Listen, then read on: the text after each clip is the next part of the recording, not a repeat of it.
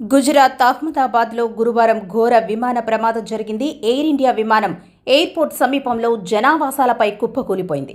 ఘటనా స్థలానికి అంబులెన్స్లు, ఫైర్ ఇంజన్లు చేరుకుంటున్నాయి. సహాయక సిబ్బంది రెస్క్యూ ఆపరేషన్ చేపట్టారు. గురువారం మధ్యాహ్నం 1:39 ప్రాంతంలో బోయింగ్ 787 డ్రీమ్ లైనర్ విమానం టేకాఫ్ అయిందని, టేకాఫ్ కాసేపటికే ప్రమాదం జరిగిందని అధికారులు చెబుతున్నారు. చెట్టును ఢీకొట్టి జనావాసాలపై కూలిందని ప్రత్యక్ష సాక్షులు చెబుతున్నారు. విమానం లండన్ వెళ్తుండగా అందులో 242 మంది ప్రయాణికులు ఉన్నట్లు సమాచారం. ఘటనా స్థలిలో మంటలు ఎగిసిపడుతున్నాయి.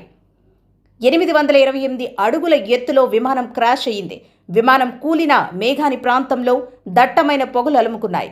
ఫైర్ ఇంజన్లు మంటలార్పే ప్రయత్నాల్లో ఉన్నాయి. పలువురిని అంబులెన్స్లో ఆసుపత్రికి తరలించినట్లు ప్రత్యక్ష సాక్షులు చెబుతున్నారు. క్షతగాత్రులను సమీప ఆసుపత్రికి తరలిస్తున్నారు. అహ్మదాబాద్లో ఎయిర్ ఇండియా విమాన ప్రమాదంపై కేంద్ర హోంమంత్రి అమిత్ షా వెంటనే స్పందించారు. విమాన ప్రమాదం గురించి తెలియగానే గుజరాత్ ముఖ్యమంత్రి, హోంమంత్రి అహ్మదాబాద్ పోలీస్ కమిషనర్తో ఫోన్లో మాట్లాడారు. సహాయక చర్యల గురించి అడిగి తెలుసుకున్నారు. కేంద్ర ప్రభుత్వం తరపున పూర్తి సహాయం అందిస్తామని హామీ ఇచ్చారు. విమానంలో 242 మంది ప్రయాణికులున్నారు.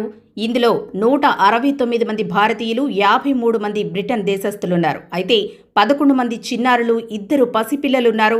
విమాన ప్రమాదంపై ఇప్పటికే ప్రధాని ఆరా తీస్తున్నారు. ఎప్పటికప్పుడు పరిస్థితిని తనకు తెలియజేయాలని మోదీ తెలిపారు. అలాగే సాయంత్రం 5 గంటల వరకు ఎయిర్పోర్ట్ మూసివేస్తున్నట్లుగా కూడా ఇప్పటికే అధికారులు ప్రకటించారు. విమానం కూలిపోయే ముందు ఏటీసీకి ఎమర్జెన్సీ సమాచారం ఇచ్చారు పైలట్లు.